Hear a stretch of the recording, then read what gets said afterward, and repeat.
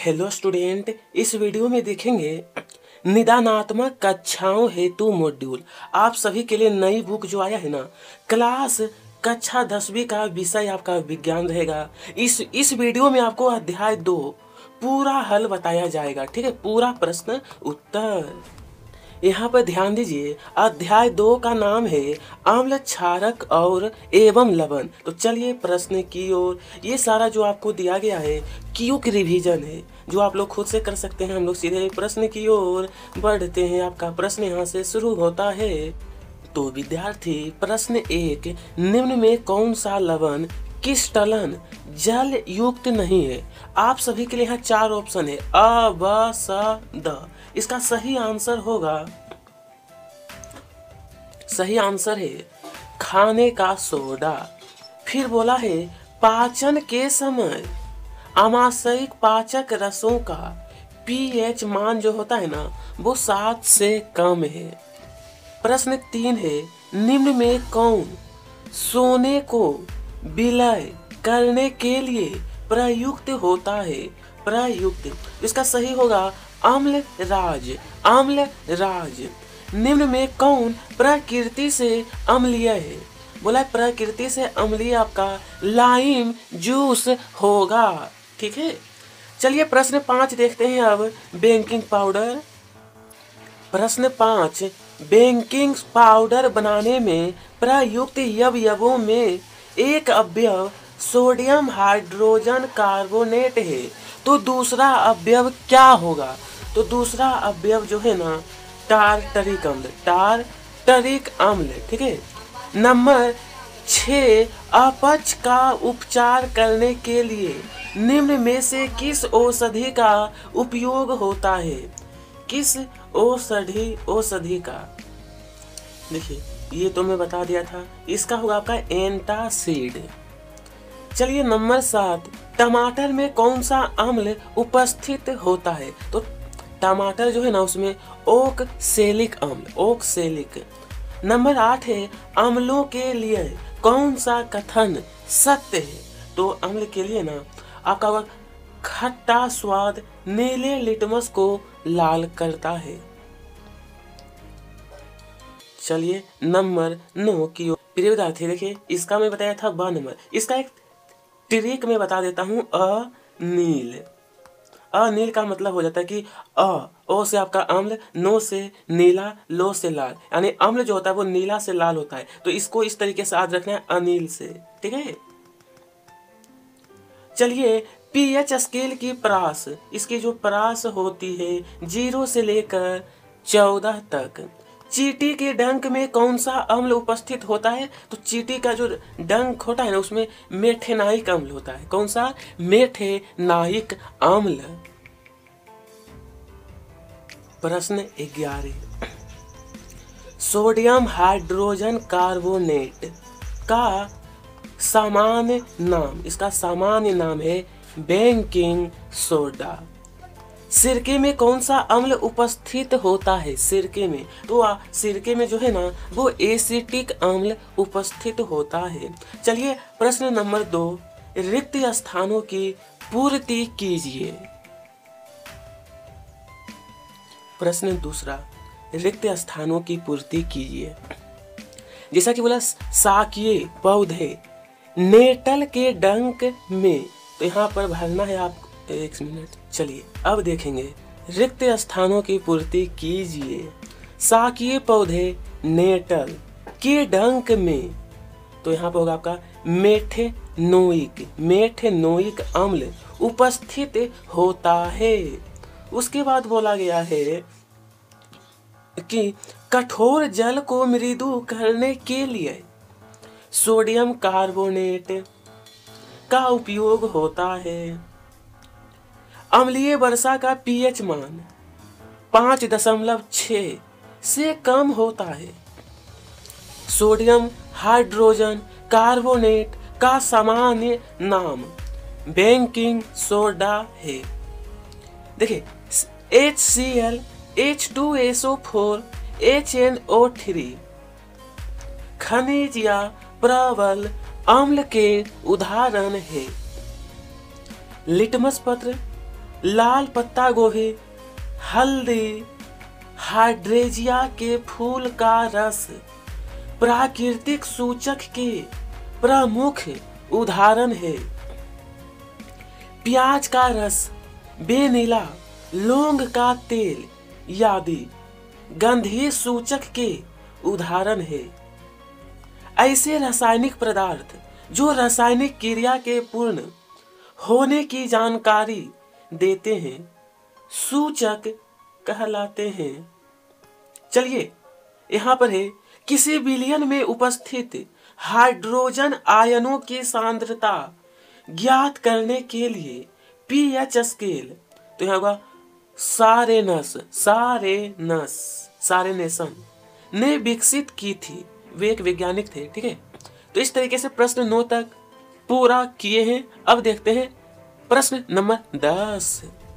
प्रश्न 10, लवण के एक सूत्र इकाई में जल के निश्चित अणुओं की संख्या को किस टलन कहते हैं? उदासीन विलयन का पीएच मान उदासीन विलयन का 7 होता है। कोई विलयन अंडे के पीसे हुए कवच से अभिक्रिया कर एक गैस उत्पन्न करता है जो चूने के पानी को दूधिया कर देती है। इस विलयन में CO2 होगा। अम्ल और क्षार के बीच होने वाली अभिक्रिया उदासीनीकरण कहलाती है। फिनापथेलिन मेथिल ऑरेंज कृत्रिम सूचक है। कौन सा? कृत्रिम सूचक है। चलिए अब देखेंगे मिलान करने वाला प्रश्न। चलिए प्रश्न 3 है, सही जोड़ी मिलाना है। आपका कॉलम ए, कॉलम ब। तो चलिए सबसे पहले दिया है खट्टे दूध। जो खट्टे दूध होता है ना, उसका मिलान करना आपको लैक्टिक अम्ल से, यानी कि इसका मिलान इसी से कर देना है। चींटी के डंक में, चींटी का जो डंक होता है उसमें पाया जाता है आपका मेथेनाइक अम्ल। ठीक है, नींबू का जो रस होता है, नींबू का रस उसमें 7 से कम, नींबू के रस में 7 से कम। और सोडियम हाइड्रोक्साइड, ये जो आप लोग देख रहे हो, इसका मिलान करना है 7 से अधिक होता है। और क्षारक का मिलान कर लेना है इससे, जल में घुलनशील होता है। इस प्रकार से मिलान कर लीजिएगा। और मिलान करने के बाद यहाँ पर लिख भी सकते हैं कि आप लोगों ने ए का मिलान किए हैं आ नंबर से, 2 का मिलान किए हैं ई नंबर से। तो इस प्रकार आप लोग लिख भी दीजिएगा। ठीक है, काफी अच्छा रहेगा। चलिए प्रश्न नंबर 4 देखते हैं। प्रश्न 4, निम्नलिखित प्रश्नों का उत्तर एक शब्द एक वाक्य में दीजिए। प्रश्न है, अम्लीय वर्षा का पीएच मान कितना होता है? इसका उत्तर लिखना है 5.6 से कम। बुझे हुए चूने पर क्लोरीन की अभिक्रिया से बनने वाला पदार्थ का नाम लिखिए। इसका जो नाम है CaOCl2, यानी कि कैल्शियम ऑक्सीक्लोराइड, जिसको हम लोग कहते हैं ब्लीचिंग पाउडर या विरंचक चूर्ण। जलीय विलयन में क्षारक कौन से आयन देते हैं? जलीय विलयन में तो हाइड्रोक्सिल आयन। लिटमस पेपर से अम्ल की पहचान कैसे होती है? देखिए, अम्ल नीले लिटमस को लाल कर देती है। इससे हमें लोगों को पता चल जाता है कि वह अम्ल है। ठीक है, जब नीला से लाल होगा तो वो क्या होगा? अम्ल। इसका फार्मूला था तिरिक है अनील। प्रश्न 5, उदासीनीकरण क्रिया किसे कहते हैं? अम्ल एवं क्षार के जलीय विलयन आपस में क्रिया करके लवण एवं जल बनाते हैं। यह अभिक्रिया उदासीनीकरण अभिक्रिया कहलाती है। चलिए विद्यार्थी, प्रश्न संख्या 6, CaOCl2 का प्रचलित नाम, इसका जो प्रचलित नाम है वह है विरंजक चूर्ण, विरंजक चूर्ण। अब यहाँ पर ये जो आपका रासायनिक समीकरण है तो बोला गया है लैक्टिक अम्ल यदि किस अम्ल के उदाहरण है, तो यहाँ का द्रुबल अम्ल, किसका होगा, द्रुबल अम्ल। किसी विलयन के पीएच उनमें उपस्थित हाइड्रोजन आयनों की सांद्रता के कौन से मान है, तो यहाँ होगा लघुगणक का ऋणात्मक मान, लघुगणक का ऋणात्मक मान। ठीक है, प्रश्न 8 तक हम लोगों ने देखे हैं। चलिए प्रश्न 9 की प्रश्न 9, बेकिंग सोडा का एक उपयोग लिखिए। इसका उपयोग तो खाने में। पीएच स्केल किसे कहते हैं? अम्ल व क्षार की पहचान करने वाली स्केल को पीएच स्केल कहते हैं। चलिए, धावन सोडा का रासायनिक नाम वे सूत्र लिखना है। तो देखिए, इसका नाम है सोडियम कार्बोनेट और इसका ये आपका सूत्र दिया गया है। ठीक है, चलिए तो प्रश्न संख्या 12, कोई विलयन लाल लिटमस को नीला कर देता है, इसका पीएच मान। ध्यान दीजिए, लाल लिटमस बोला गया है, यानी कि इसका भी ट्रिक बता देता हूँ। पहले आंसर देखिए 7 से अधिक होगा, 7 से अधिक क्षार का होता है और क्षार को याद रखना है 6 ल नी। 6 ल नी का मतलब है कि 6 से क्षार, ल से लाल, 9 से नीला, यानी कि लाल से जब नीला होगा, लाल से जब नीला होगा वो आपका क्षार कहलाता है। ठीक है, आपको 2 चीज याद रखना है, एक अनिल, दूसरा छलनी। तो क्षार का पीएच मान हमेशा 7 से अधिक होता है। चींटी व नेटल के डंक में कौन सा अम्ल पाया जाता है? कौन सा अम्ल? तो देखिए, मेथेनोइक अम्ल, मेथेनोइक अम्ल। उस पदार्थ का नाम एवं सूत्र लिखिए जो क्लोरीन से क्रिया करके विरंजक चूर्ण बनाता है, विरंजक चूर्ण। तो ये आपका होगा CaOH का होल स्क्वायर, होल वर्ग। चलिए, प्लास्टर ऑफ पेरिस की जल के साथ अभिक्रिया का समीकरण, तो इसका समीकरण होगा CaSO4 पूरे का SO4 पूरे का 2। बस ये आपका समय। उसके बाद आगे भी थोड़ा सा लिखना है, H2O प्लस में H2O 2 बार क्यों लिखा गया है? तो ये आपका निकल जाएगा ये वाला सूत्र, CaSO4 2H2O। ठीक है, इसको यहाँ पे कट कर दीजिए, ठीक रहने देते।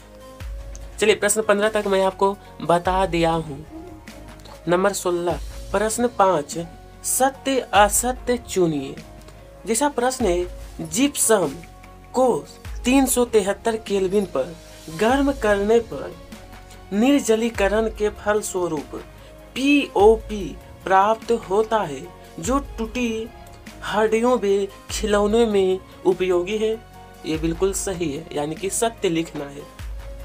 विरंजक चूर्ण या ब्लीचिंग पाउडर का उपयोग वस्त्र उद्योग में जल के शुद्धिकरण में किया जाता है। यह भी आपका सही है। अब बोला, बेकिंग सोडा में टार्टरिक अम्ल की उपयुक्त मात्रा मिलाने से बेकिंग पाउडर बनता है। वे गर्म करने पर बेकिंग सोडा धावन सोडा में बदल जाता है। यह भी सत्य है। क्लोर क्षार अभिक्रिया NaCl प्लस में है 2H2O और इस प्रकार से आपका बना है। यह भी आपका सत्य है। पीएच स्केल की परास 0 से 14 होती है। यह प्रश्न हम लोगों ने ऑब्जेक्टिव में भी देखे थे, तो ये बिल्कुल सत्य है। बोला, टमाटर में ओक्जेलिक, सिरके में एसिटिक, नींबू व संतरा में साइट्रिक, दही में लैक्टिक, इमली में टार्टरिक अम्ल पाए जाते हैं। यह भी आपका सही है। यह भी क्या होगा? सही। चलिए अब देखेंगे नंबर 7। ठीक है, इतना पहले आप लोग कंप्लीट करिए। कंप्लीट करने के बाद प्रश्न 7, जब वर्षा के जल का पीएच मान 5.6 से कम होता है वह अम्लीय वर्षा कहलाती है। बिल्कुल सत्य है।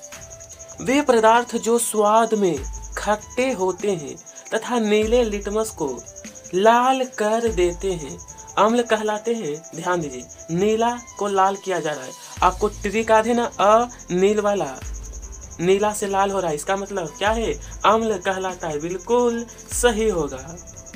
वे पदार्थ जो स्वाद में तीखे या ककसेले या कड़वे होते हैं लाल लिटमस को नीला कर देते हैं, वे क्षारक कहलाते हैं। बिल्कुल सही है। अम्ल जो है वो खट्टा स्वाद होता है लेकिन क्षार का कड़वा होता है, इसलिए सही होगा। और ये जो आपका दिया है प्रबल क्षार है, यह आपका क्या है? दुर्बल क्षार के उदाहरण है, यह भी सही है। चलिए विद्यार्थी, 2 अंक के प्रश्न। नंबर 1 है, अम्ल का जलीय विलयन विद्युत का चालन करता है, क्यों? क्यों? इसका उत्तर रहेगा, अम्ल के जलीय विलयन में हाइड्रोजन आयन यानी कि H उत्पन्न होते हैं जो विद्युत के वाहक होते हैं। इस कारण वे विद्युत का चालन करते हैं। किसका? विद्युत का चालन। ठीक है। चलिए दूसरा प्रश्न की ओर। दूसरा प्रश्न कहा गया है, अम्ल को तनुकृत करते समय यह क्यों अनुशंसित करते हैं कि अम्ल को जल में मिलाना चाहिए ना कि जल को अम्ल में? तो देखिए, तनु का तनुकरण एवं एक अत्यंत ऊष्माक्षेपी अभिक्रिया है तथा इसमें अत्यधिक मात्रा में ऊष्मा उत्पन्न होती है। अम्ल को जल में मिलाने पर जो ऊष्मा उत्पन्न होती जाती है वह जल द्वारा अवशोषित कर ली जाती है।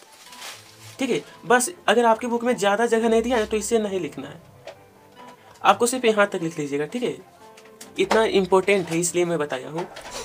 उसके बाद देखेंगे यहाँ, ताजे दूध का पीएच मान 6 होता है, दही बन जाने पर इसके पीएच के मान में क्या परिवर्तन होगा? देखिए, दूध का पीएच मान 6, तो दही का बताना है। तो दही बन जाने पर दूध का पीएच मान घट जाएगा, क्योंकि दही में क्या है? अम्ल होता है, यानी कि दही कैसा है? वो खट्टा, उसकी प्रकृति होती है। चलिए, दही जो होता है वो खट्टा होता है, इसलिए।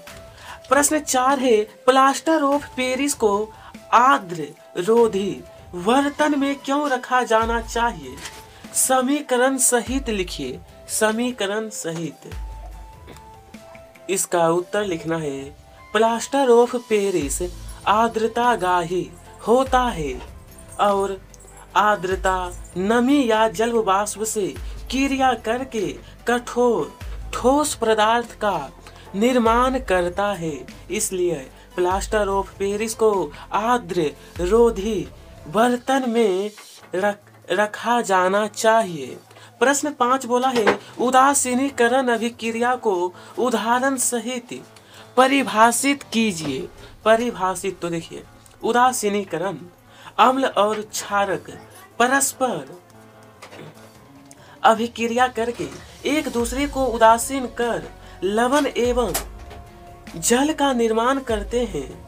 यह प्रक्रिया उदासीनीकरण कहलाती है। इस प्रकार से नंबर 4, नंबर 5 पूरा हो गया। चलिए तो अगला प्रश्न देखते हैं। अब प्रश्न संख्या 6। स्थिति में बिना बुझा हुआ चूना यानी कैल्शियम ऑक्साइड, बुझा हुआ चूना कैल्शियम हाइड्रोक्साइड या चोक कैल्शियम कार्बोनेट का उपयोग करेगा। देखिए, जब खेत की मृदा अधिक अम्लीय होगी तो उस स्थिति में किसान बुझा या बिना बुझा चूना या चोक का उपयोग करेगा। ठीक है। चलिए प्रश्न 7 है, क्षारक किन्हें कहते हैं? क्षारक, तो देखिए, वे पदार्थ जो स्वाद में तीखे या कड़वे होते हैं तथा लाल लिटमस पत्र को नीला कर देते हैं, क्षारक कहलाते हैं। अम्लीय वर्षा से क्या समझते हैं? अम्लीय वर्षा। अम्लीय वर्षा, वर्षा के जल का पीएच मान जब 5 से 6 से कम हो जाता है तो वह अम्लीय वर्षा कहलाती है। ठीक है। नंबर 9 है, क्रिस्टलीकरण से क्या समझते हैं? देखिए, इसका उत्तर लिखना है, कुछ लवण शुद्ध अवस्था में विशिष्ट ज्यामितीय ठोस आकार के एक समान एवं चमकदार कण के रूप में होते हैं, जिन्हें क्रिस्टल कहते हैं, तथा क्रिस्टल बनाने की प्रक्रिया क्रिस्टलीकरण कहलाती है। नंबर 10 में बोला है क्रिस्टलन जल क्या होता है? क्रिस्टलन जल लवण के एक सूत्र इकाई में जल के निश्चित अणुओं की संख्या को क्रिस्टलन जल कहते हैं। ठीक है।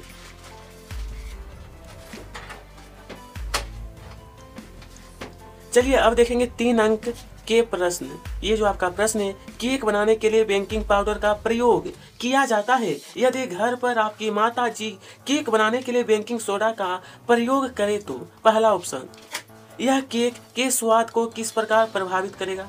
दूसरा, बेकिंग सोडा किस प्रकार बेकिंग पाउडर में परिवर्तित किया जा सकता है? तीसरा, टार्टरिक अम्ल को बेकिंग सोडा में मिलाने से क्या महत्व है? चलिए तो इसका उत्तर लिखना है, गर्म करने पर बेकिंग सोडा धावन सोडा में परिवर्तित हो जाता है, जिसका स्वाद कड़वा होता है, इसलिए केक में कड़वापन आ जाता है। दूसरा, बेकिंग सोडा में उपयुक्त मात्रा में टार्टरिक अम्ल मिलाने से बेकिंग सोडा बेकिंग पाउडर में परिवर्तित हो जाता है। तीसरा, टार्टरिक एसिड बेकिंग के समय बेकिंग सोडा के गर्म होने पर बने धावन सोडा से अभिक्रिया करके उसे उदासीन कर देता है। इस कारण केक का स्वाद कड़वा नहीं होता। ठीक है। इस प्रकार से आपको उत्तर लिखना है। चलिए दूसरा प्रश्न देखते हैं। प्रश्न संख्या 2, धातु के साथ अम्ल की अभिक्रिया होने पर सामान्यतः कौन सी गैस निकलती है?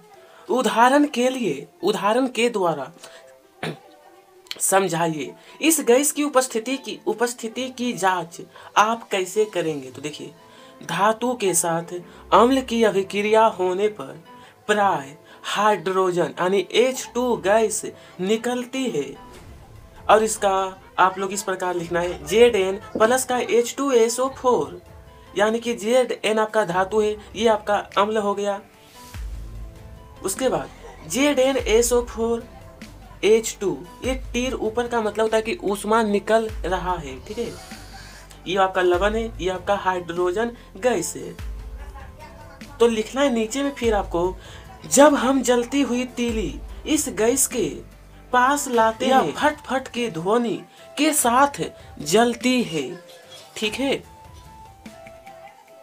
दूसरा प्रश्न भी हम लोगों ने बहुत ही सरल तरीके से कंप्लीट किए हैं। चलिए नंबर 3, चलिए यहाँ पर है, बेकिंग पाउडर एवं धावन सोडा को गर्म करके कैसे अंतर करेंगे, अथवा बेकिंग पाउडर एवं धावन सोडा में कैसे अंतर करेंगे? तो देखिए, baking powder sodium hydrogen carbonate NaHCO3 होता है, जबकि धावन सोडा सोडियम कार्बोनेट, जो कि इसका ये सूत्र दिया है, होता है।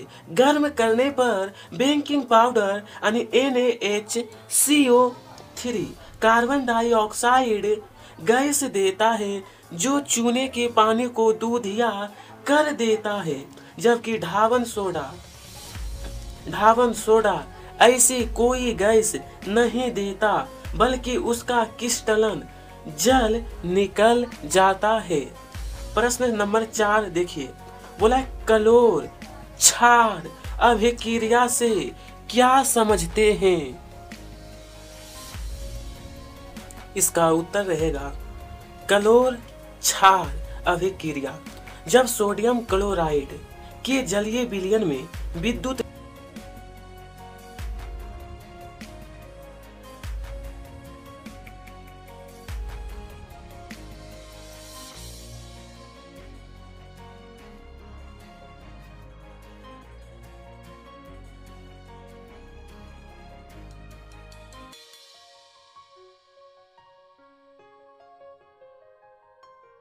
करने के बाद प्रश्न 5 है, बेकिंग सोडा बनाने की विधि भी उसके उपयोग लिखिए।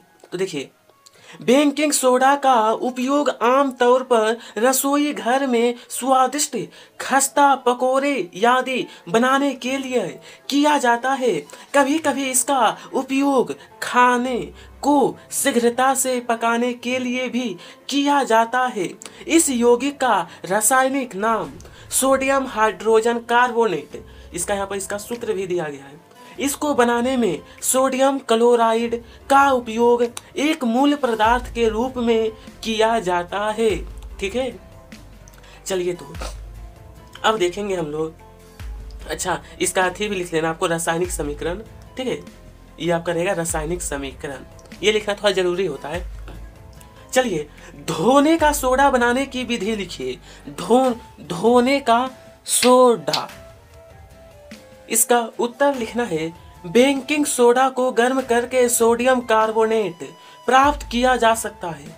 सोडियम कार्बोनेट के पुनः क्रिस्टलीकरण से धोने का सोडा प्राप्त होता है। यह भी एक क्षारकीय लवण है। इसका रासायनिक समीकरण आपको इस प्रकार से बनाना है। ठीक है, अब हम लोग देखेंगे 4 अंक के प्रश्न। प्लास्टर ऑफ पेरिस किसे कहते हैं? इसे आर्द्रता रोधी बर्तन में क्यों रखना चाहिए? उदाहरण सहित समझाइए। चलिए तो इसका देखिए, जिप्सम को 373 केल्विन पर गर्म करने पर यह जल के अणुओं को त्याग कर कैल्शियम सल्फेट यानी अर्ध हाइड्रेट CaSO4 हाफ H2O बनाता है। इसे प्लास्टर ऑफ पेरिस कहते हैं। इस पदार्थ का उपयोग डॉक्टर टूटी हुई हड्डियों को सही जगह पर स्थिर रखने के लिए करते हैं। प्लास्टर ऑफ पेरिस एक सफेद चूर्ण है जो जल मिलाने पर पुनः जिप्सम बनकर कठोर ठोस पदार्थ प्रदान करता है। इसका यह रासायनिक समीकरण आपको इस प्रकार बनाने के बाद फिर नीचे में आपको लिखना है, प्लास्टर ऑफ पेरिस आर्द्रतागाही होता है और यह आर्द्रता से क्रिया करके कठोर ठोस पदार्थ का निर्माण करता है। इसलिए इसे आर्द्रता रोधी बर्तन में रखना चाहिए। ठीक है, इस प्रकार से आपको आंसर लिखना है। चलिए दूसरा प्रश्न देखते हैं। स्टूडेंट आप लोग ध्यान दीजिएगा, तो दूसरा प्रश्न ये आपका दिया है, निम्नलिखित अभिक्रिया के लिए पहले शब्द समीकरण लिखिए। ध्यान दीजिए, पहले शब्द में आपको समीकरण लिखना है, उसके बाद फिर संतुलित समीकरण। मैं बता देना चाहता हूँ, ये जो आप लोग देख रहे हो ना, इसका पहले शब्द समीकरण, उसके बाद संतुलित करके फिर लिखना है। आपका कितना प्रश्न है? ABCD। चलिए तो सबसे पहले आपको शब्द समीकरण A नंबर का इस प्रकार से आपको बनाना है। ये आपका हो गया शब्द समीकरण। इसी प्रकार B हाइड्रोक्लोरिक अम्ल, इस तरीके से देखकर आप लोग बनाइएगा। C नंबर एल्यूमिनियम चूर्ण, ये रहा आपका। D में आपका लोह रेतन हाइड्रोक्लोरिक अम्ल। देखिए इधर वाला आपका कहलाता है अभिकारक, इधर वाला प्रतिफल। अब आपका प्रश्न में कहा गया था संतुलित समीकरण भी बनाना है। पहले आप लोग इतना कंप्लीट करिए, उसके बाद संतुलित समीकरण भी बताता हूँ। ये रहा आपका संतुलित समीकरण नंबर A वाला, ये रहा A वाला संतुलित समीकरण कंप्लीट हो। इसी प्रकार B वाला, ठीक है। इसी तरीके से C संतुलित समीकरण करके मैं बता रहा हूँ। D वाला भी इसी प्रकार। तो चलिए ये तो आपको मैं कंप्लीट करा दिया हूँ। अब देखते हैं इसके आगे का प्रश्न जो है, बस 2 प्रश्न और बचा हुआ है, उसके बाद यह चैप्टर आपका समाप्त हो जाएगा। तीसरा प्रश्न ध्यान दीजिए, प्लास्टर ऑफ पेरिस के कोई चार उपयोग लिखना है आपको। तो देखिए प्लास्टर ऑफ पेरिस के उपयोग, पहला अग्निरोधक सामान बनाने एवं वायुरोधी प्रयोगशाला। वायुरोधी का मतलब होता है जहाँ पर वायु नहीं होता है। उपकरण बनाने में। दूसरा, मूर्तियाँ, खिलौने, चौक एवं सजावटी नमूने बनाने में। तीसरा, टूटी हड्डी जोड़ने के लिए प्लास्टर चढ़ाने में उपयोग होता है। चौथा, दांत लगाने के लिए साँचे बनाने में इसका उपयोग होता है। चलिए स्टूडेंट, आपका लास्ट प्रश्न जो है वो है अम्ल और क्षार में कोई 4 अंतर लिखिए। यह प्रश्न थोड़ा सा इम्पोर्टेंट भी है, ठीक है। अम्ल और क्षार के बीच अंतर। तो चलिए इसका उत्तर इस प्रकार से आपको बनाना है। सबसे पहले ये आपका तालिका आपके बुक में भी दिया गया है। एक साइड आपका अम्ल है तो यहाँ पर क्षार। अम्ल के तरफ, अम्ल स्वाद में खट्टे होते हैं, क्षार स्वाद में कसेले एवं तीखे। दूसरा, ये नीले लिटमस, आपको याद है ना, नीले यानी कि अनिल वाला, और इधर आपका छोलनी हो जाएगा, छलनी, ठीक है। चलिए दूसरा अंतर भी हो गया। तीसरा, ये जलीय विलयन में हाइड्रोजन आयन देते हैं। ये जलीय विलयन में हाइड्रोक्सिल आयन देते हैं। चौथा रहेगा, इसका पीएच मान 7 से कम होता है। अम्ल का 7 से कम, क्षार का 7 से अधिक, ठीक है। इस तरीके से प्रिय स्टूडेंट आपका चैप्टर नंबर 2 बहुत ही सरल तरीके से कंप्लीट बता दिया हूँ। कमेंट में बताइएगा अगला कौन सा चैप्टर आपको चाहिए। वीडियो पसंद आई हो तो लाइक करिएगा, साथ में सब्सक्राइब। आप सभी को तहे दिल से धन्यवाद।